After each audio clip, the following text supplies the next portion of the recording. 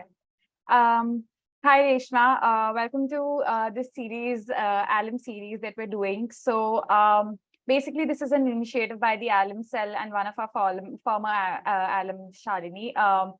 We've started a women interview series wherein we wish to interview multiple female IIMs over the past years, and we want to record their journey. We want to see all the pluses and the minuses that they have faced in their journey by virtue of being a woman.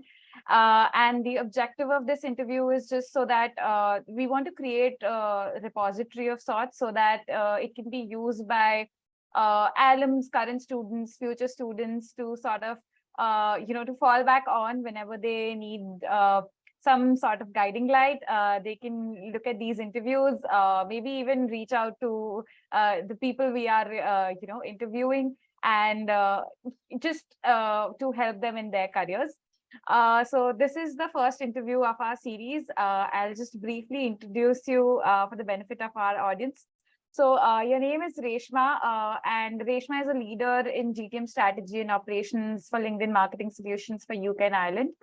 She is a proud alum of IIM Calcutta, who graduated in 2016 and immediately embarked on her professional journey, beginning in management consulting. She rose through ranks in management consulting, elevating her career to the position of manager in Bain & Company before moving to LinkedIn in her current role. She's worked across the globe in South Asian markets based in Singapore, Dubai, London, and of course, India as well. Within these geographies, she has garnered rich expertise, primarily focused on sectors like consumer tech, retail, and the startup ecosystem. In addition to her professional achievements, she is ardently involved in a number of social impact endeavors, fundraising in support of neurodivergent individuals and rights for children, showcasing her commitment not just to business, but to societal betterment as well. We're glad to have you here. As a brief introduction, I am Surabhi Arya, and I am a current student at IIM Calcutta. I'm a second year student here, a part of the 59th batch. So prior to IIM Calcutta, I was briefly at Duff & Phelps for 2 years as a valuation consultant. And before that, I've completed my CFA and have done my BCom honors. So Reshma, we're glad to start this interview with you, and I'll quickly jump on to the first question. Like we briefly discussed your journey, but is there anything else that you would like to add, about your journey and how you reached where you are? First of all, thank you so much, Surabhi, for the introduction. And glad to be here and speaking to this future students of IIM Calcutta. Well, I think, there's nothing more to add to other than the fact that I think of my days in IIM Calcutta very fondly. I think it was definitely a stepping stone for me in terms of starting my management career. And so really glad to be here speaking to the future students in this sort of a forum that Institute has created. And yeah, I think you'll hear more about me as we start the conversation. Let me know the questions you have. Sure. So the first question would be, how was your time here at IMC and what has been your biggest takeaway from this institute? My time at IMC was fantastic. It's one of the most fun times or periods of my life, I would say.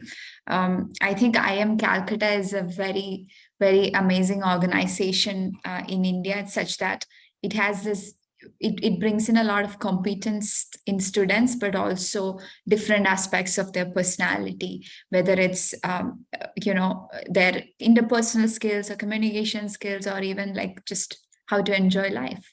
Right. So that way, it's my time. I really think of it very fondly. It's the place where I've created friendships that I know would would stand the test of time. Right. And yeah, in terms of even like the academic rigor in the institution, I thought I did learn a lot.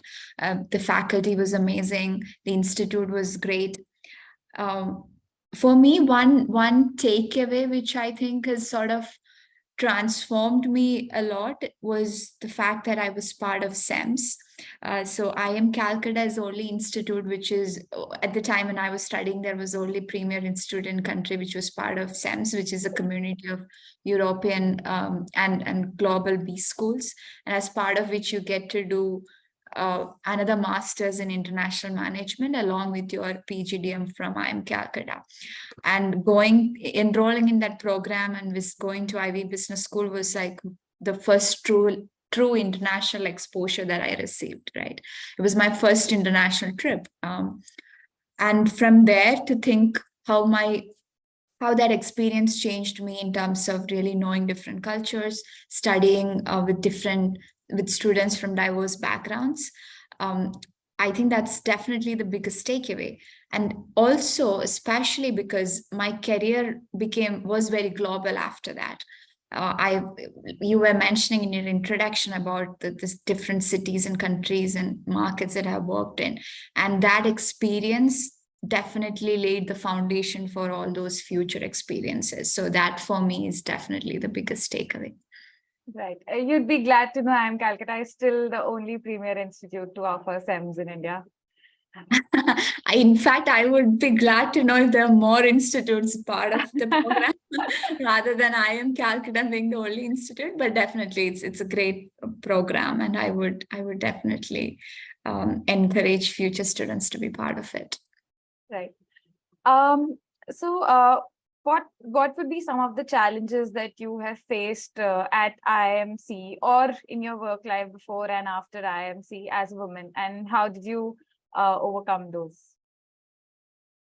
So, for example, like a very small example that I could give you from my time here is, when summer shortlists start coming in. So these companies that are very highly coveted, like McKinsey, BCG, Bain, all of these companies, when the shortlists start coming in, so they usually try to sort of do a 50-50 mix of men and women. So a lot of men make it their life's job to sort of determine and judge which girls deserve those shortlists and which not. So sometimes hearing those sort of things does take a toll on the girls. Sometimes they begin doubting whether or not they actually deserve those shortlists. So that's a very small example that I have personally seen here. So anything similar or different that you might have experienced? Thank you, Survi, for sharing that. Well, I think it's a very complex question in the sense that, as a society, India is a very traditional society in general, right? A lot have improved over the time, but it still is traditional the way it treats its women. So I think the aspects of that obviously affects all of women in the country. However, the challenges that people face differs very widely across basis their socioeconomic status, their background, specific society, region or state they're from, or their immediate family, their financial status, or there are a number of factors which constitute the challenges that each person faces, right? Now, I think if I reflect back on me specifically, my time at IIM Calcutta was the time I felt very free as a woman, because before that, like the campus, right, is roaming around the campus at any point in time was so freeing for me individually, right? Because that's not something I would have done in any other part of the country. Being like safety is always, as a woman, safety was always a big part of my ensuring safety was a big part of my lifestyle. Okay. So going out at night or like in odd times or times considered odd, right, etc., was not very easily accessible before that, unless you are with a group of folks or with supported by family and things like that, right? So having that freedom of movement which is, if you think about it, it's a very fundamental human right to anyone, right? But I felt that truly was equal for men and women within the campus. And so was like everything else, right? So I did feel a great sense of equality being in campus. And the example you suggested, you mentioned is interesting, because if you think about it, while that campus is very equal, the folks that are studying there are a reflection of the society. So if as a girl, if you've seen folks feeling judged, it's because, well, that's how the society used to function, right? Doesn't mean it's right. It's definitely not right. But that's those elements which are there in the society obviously reflects the organizations that are part of the society as well. Having said that, of course, I think everyone would have faced judgments, including myself, things that I was aware of and things I was not even aware of, right? But then I think the key is not to let that affect you personally. And that's where the power of an institution like IIM Calcutta should empower you, in terms of finding your voice, right? The fact that you are already in that institution already speaks a lot about your capabilities, and that you should not have to prove yourself over and over again. Everything you do from there needs to be incremental to what you've already proven. So while there will obviously, there are unfortunately sort of a lot of factors which keep pulling you down, I think you need to keep pushing yourself, which is easy to be said rather than in practice, and really leverage the power of institution and your own capabilities to do that. So personally, I didn't get affected by the judgments or any of the points, even if they were there. I don't know if they were there or not. But personally, I didn't. But I think, to your question about the challenges as a woman in work life after IIM Calcutta, again, the safety factor. While as a consultant, I traveled a lot for work. And I always had to go an extra mile to ensure that my safety. And to always have that as a specific filter in every decision I took, which was not the same for the male counterparts, for example. Okay.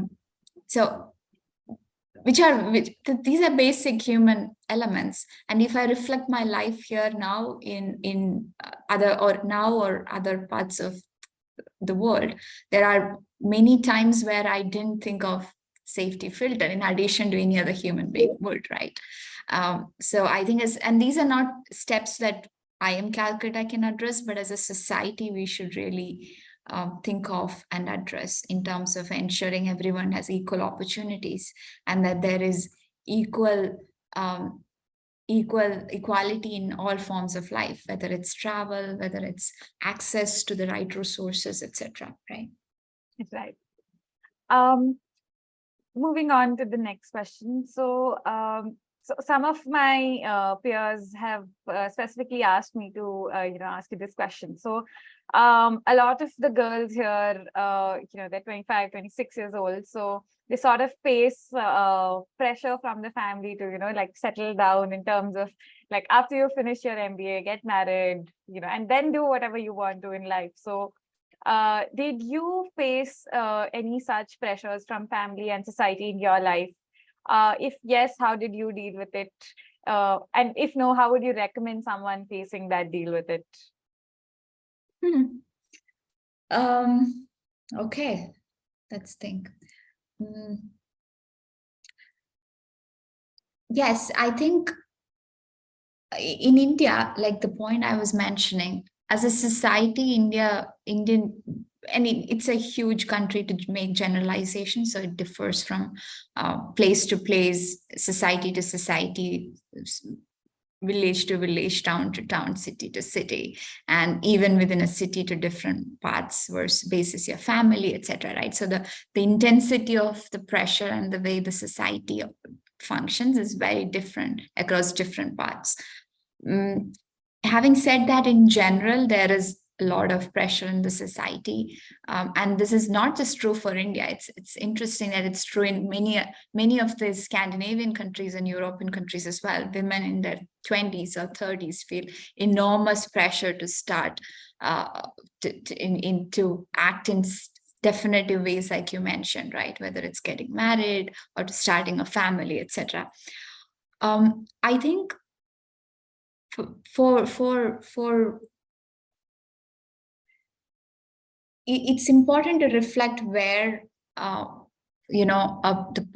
are the toolkits that you can use in this sort of a situation, right?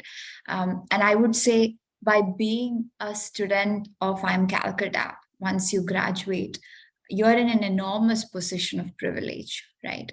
You have a better outlook of the world and of the country.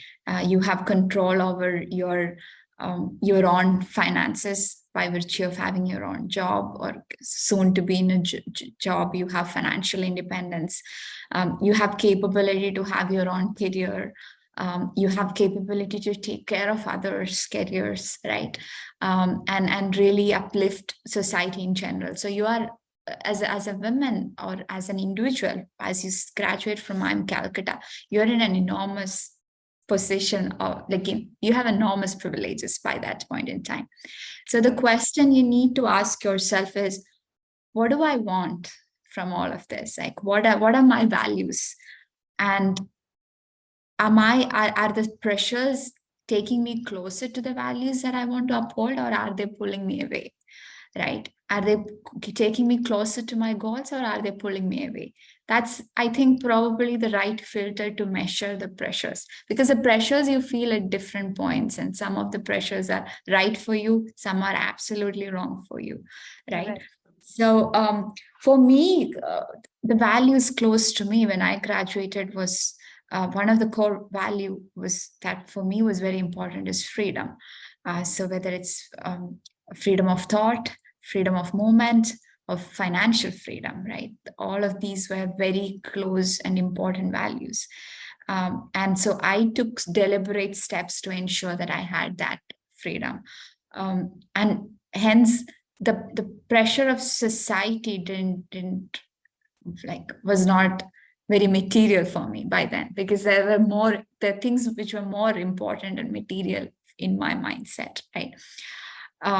And I think that's the sort of question that everyone should ask. And when you're in a power of privilege and position, if you cannot exercise your values and go after your goals, then who can? Life is short, right? And another toolkit which I sort of leverage always is to have that close knit of family and friends who stand by your values, or they need not agree on the values, but they need to agree that your values are important to you, right? And like my mom has been an extraordinary support for my values. So that for me was a very important source of strength. It could be your friend, it could be your mentor, it could be a guide, it could be a family, could be a parent or sibling, or could be anyone, boyfriend or girlfriend or whoever, right? But then it's really important to have that close knit of folks who can support you, who you trust in these, to sort of overcome the pressures of society. Yeah, I think those two were the specific tools that I used. And really, if you think about it, life is too short to succumb to others' pressures. I would say you need to create your own, right? And yeah, like really figure out, and that I think is also a great opportunity for you to figure out what's important for you, right? That really reflecting on yourself and your journey and introspecting how you want to take the journey forward, that's very crucial.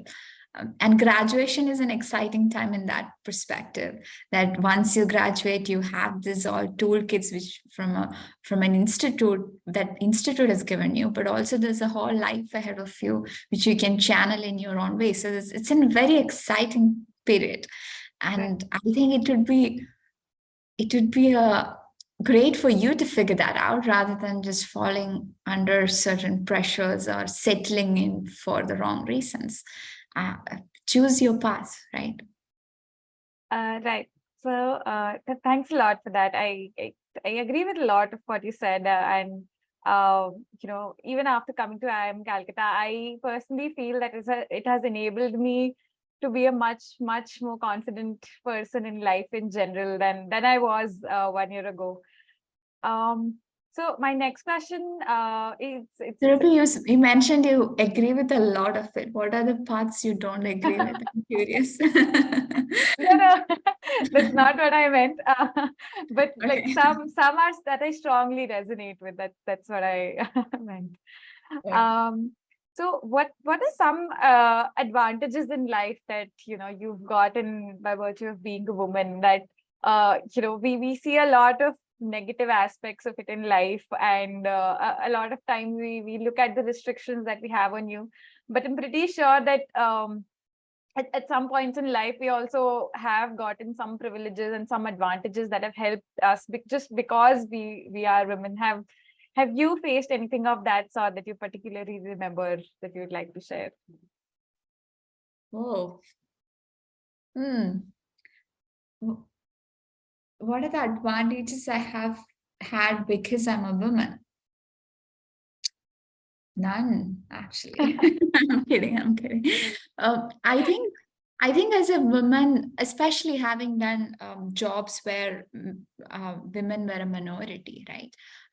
I always felt that as a woman, I could bring in a fresher perspective to things, and a different perspective, right? Right.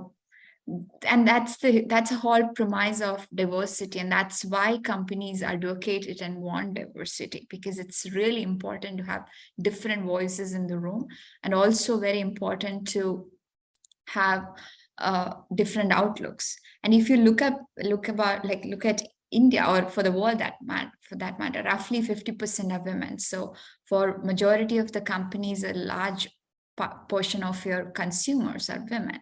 So if you Right. want businesses that sustain, and that are sustainable, or if you cannot just like leave 50% of your consumer base, you need their viewpoint, right?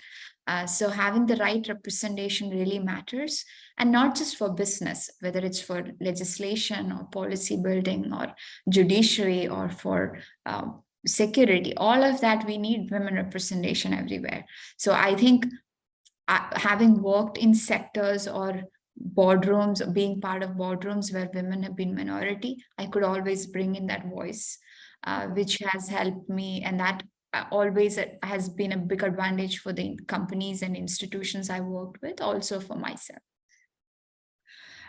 Second advantage, I think, from my experience of working with women, I always found them to be this a bit stereotypically saying probably, but also from my personal experience, I found women to be a lot more compassionate and empathetic in their leadership style. Some of the examples that we have seen globally, whether it's New Zealand Prime Minister Ardern, or like other leaders, I think women leaders tend to be more compassionate. It's a generalization, I'm cognizant of it, but there are unique values or like traits or archetypes that you bring in as a woman to a conversation, which I think is probably a differentiating factor as well. Other than that, well, I'll have to really think hard on this, Surabhi, but these two are the only points coming to my mind. Right. So those were all the formal questions I had along these lines. On a more impersonal note, what has been your fondest memory here at IIM Calcutta? Something that you absolutely, or your favorite place to be at inside the campus that you would absolutely recommend to all of us to have those sort of experiences, before we leave? My fondest memory. Well, I think I loved every bit of it. I specifically loved the Joka campus.